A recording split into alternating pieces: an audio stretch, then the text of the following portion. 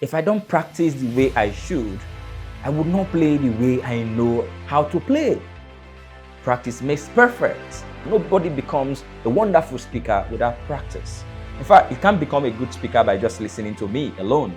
No, even after listening to me and applying all of those things, if you don't practice by applying some of the principles I'm going to be sharing or we've been sharing about public speaking, or even other people you've listened to talking about public speaking, you can never be a good speaker.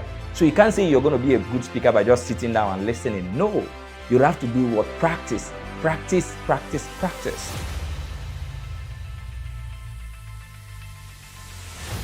Hello, welcome back to the second episode of our ongoing 3 P's of a successful speech. And like I told you the last time, today we'll be talking about what? Practice. Practice. That's what we're going to be talking about today as the second P. Last week, we discussed preparation extensively. So today we're going to be discussing practice. So what do we mean by practice? It was a Van Lendy that said, if I don't practice the way I should, I would not play the way I know how to play. Just like the saying goes, practice makes perfect. Nobody becomes a prepared speaker. Nobody becomes a wonderful speaker without practice. In fact, you can't become a good speaker by just listening to me alone. No, even after listening to me and applying all of those things, if you don't practice by applying some of the principles I'm going to be sharing or we've been sharing about public speaking, or even other people you've listened to talking about public speaking, you can never be a good speaker. So you can't say you're going to be a good speaker by just sitting down and listening. No, you have to do what? Practice, practice, practice, practice. Because even as a good speaker, if you don't practice the things you're supposed to say or the speech you've written and all of that, you probably will not know the mannerism. You will not know what are the questions or how to answer the questions that might come in that particular kind of speech. So that is why you must be ready to do what? To practice. So when we talk about practice, what do we mean? We're talking about doing what? Scheduling out time after you've written your speech. Putting out time aside to do what? To look at your speech that you've prepared and practicing it word for word. That's if it's what? A manuscript speech. And if it's not a manuscript speech, maybe it's an extemporaneous speech, you'll be able to know how to do what? To practice for that extemporaneous speech. So that's what we're going to be talking about today. As paradoxical as it may sound, practicing your speech 10, 20 to even 30 times before the actual presentation holds numerous benefits. Enormous what? Benefits. You cannot overlook the importance of trying as much as possible to do what? To practice your speech before the actual speech presentation. Of course, practicing alone doesn't necessarily mean that your speech is going to be stress-free or you're going to have all the wow presentation and all of that. No, it's not enough. But at least what it does for you is that it helps you to do what? To manage a whole lot of things before the actual presentation.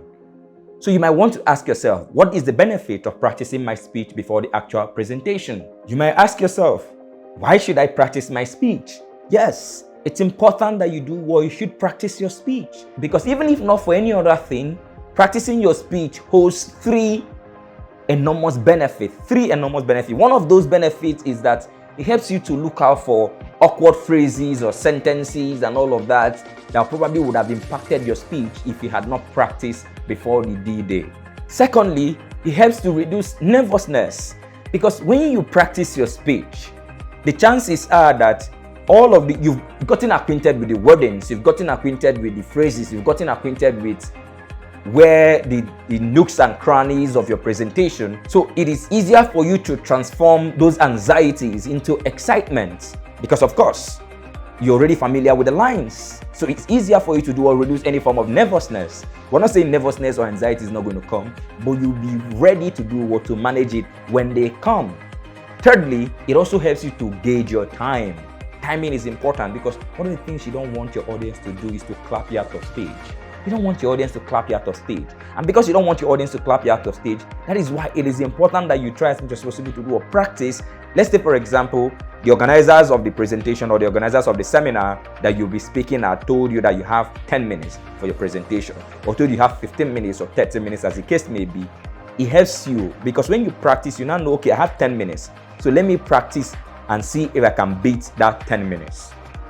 Or if I can deliver this speech within that 10 minutes. Or you know you have 20 minutes, Practice will help you to do what? To know if you can gauge yourself, to know if you can finish that speech and reduce it. You can finish that speech within that 20 minutes. And if possible, remove some things that are irrelevant at that point. When you see that you've tried and practice and all of that, and that 20 minutes they've given to you is not enough, and you know they cannot extend any further minutes for you, try as much as possible to do what, to cut down all of those things. Those are the 3 core benefits of practicing.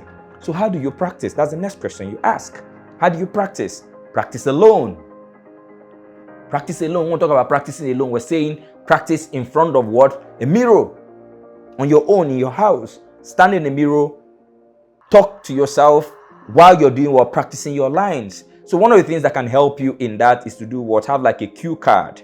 A cue card is like a small card that helps you to look out for, maybe to write your punchline, the statistics you want to quote at the presentation, or the punchline you want to use at the presentation, or phrases you want to use at the presentation. You have them in your cue card so that while you're practicing, once in a while, you just look at your cue card, look at the cue card, you go ahead, you look at it, you go ahead, as the case may be. That's how you do what you practice alone, by looking at yourself. Because if it makes sense to you, chances are that it makes sense to everybody. But is it enough to just practice alone? No. Another way to practice is also to practice in front of other audience.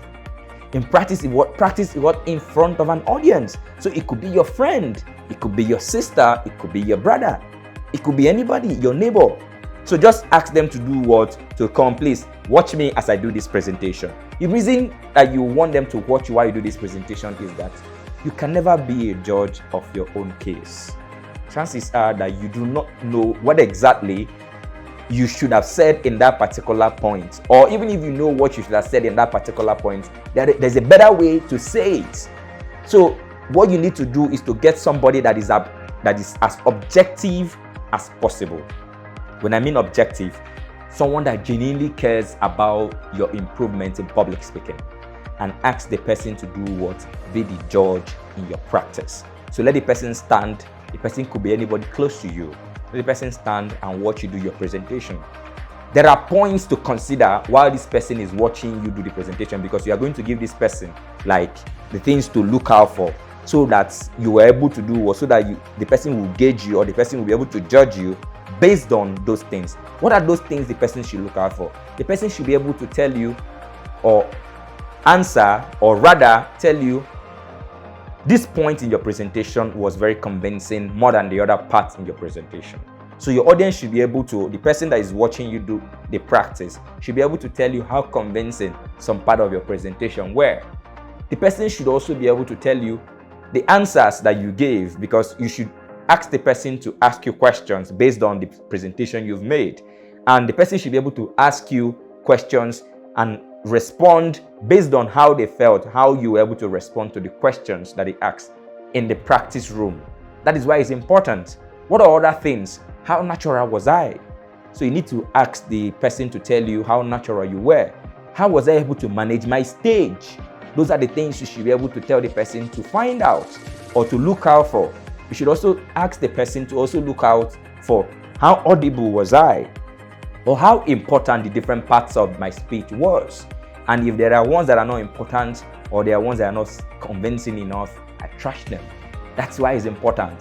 And let me sound this as it's very important that you know this. Please, when people criticize you in public speaking, don't take it to heart. It is for your own improvement. When people tell you, oh, you did this thing wrong here, you didn't do it right here, there's a way you would have done it better and all of that, don't take it to heart. This person loves you. Because no matter how good you are in public speaking, there are chances that there could be 1 or 2 errors here and there that you're making, that you can do what? That is only somebody that can look out for you. So be open to those feedbacks.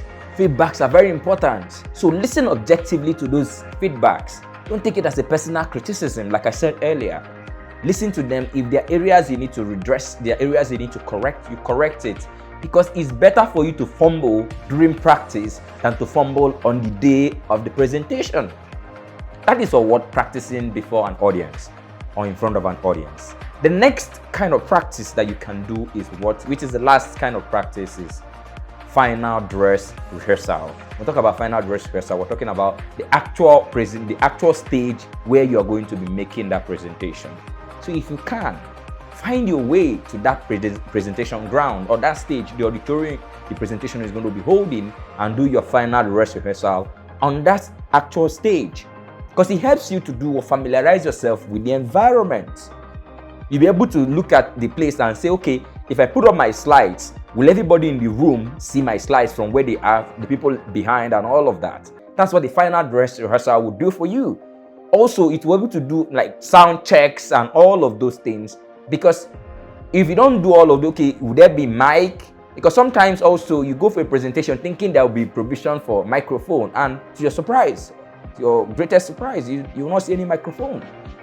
So that is why you should be able to go do a final dress rehearsal on that particular stage where you're going to be making your presentation, so that you're sure, you're certain that everything is there, and then you familiarize yourself with the environment. But what if you can't get an opportunity to be on that stage or practice on that particular stage where you're going to be speaking? Let's say, for example, for those of you who live in Abuja, you have a presentation in Abuja, for example, and you're supposed to speak at ICC, at the International Conference Center, and you don't have access to the International Conference Center a day before the presentation or a few days before your actual presentation. What are you going to do? Should you not say that, oh, that one is not important? No. Even if you can't get to that point, that is why we also advise you go early before the presentation starts, so that you can familiarize yourself with the environment. So your final dress rehearsal could be on the actual day of the presentation. That's the day but you have to arrive early. Let's say, for example, you're going to the presentation or the program is going to start by 9 a.m. It's also good you come in maybe by 7 or 8 a.m. to look at the environment, get acquainted with the environment, familiarize with the environment, know if, okay, is there a central aisle?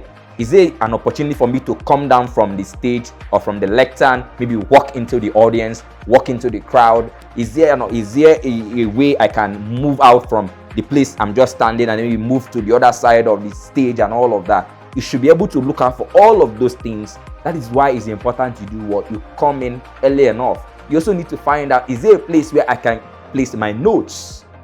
Those are the things coming in early or doing a final dress rehearsal require. Those are the things that it helps you to do what? To check out in your checklist. You find out, okay, is there a place I can place my notes? Is there a place I can place my computer? Is it okay, my projector or whatever it is I'm projecting on my computer screen? Is it going to be seen by everybody in the room? And all of those things. That's why it's important you do what? You do a final dress rehearsal. So if you followed us to this point, I know you've learned something or you're learning something. So please try and subscribe now. Drop a comment or a question. We probably will answer it in the next episode of this presentation. But before then, the last thing I want to leave us with, still on the aspect of practice, is not just about the practicing alone, the practicing before an audience or doing the final dress rehearsal. Also look out for other opportunities to practice. Even if you're not going to do what, even if you don't have a particular presentation you're making. Like for example, you don't have maybe a speaking engagement you don't have any speaking engagement, so to say. Other opportunities to practice could be volunteering in your church, in your local church, in your local community. Like one of the things I did when I noticed that I know how to talk to young people, I know how to talk to older adults and the rest of them, but I've not really spoken to younger people like kids and the rest of them.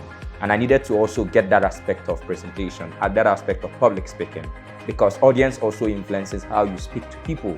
So what did I do? I volunteered in my local church in the children's section by doing what? Teaching in the children's section. And I found it was way different from just talking to older persons and the rest of them. So you can do what? Volunteer in your local churches.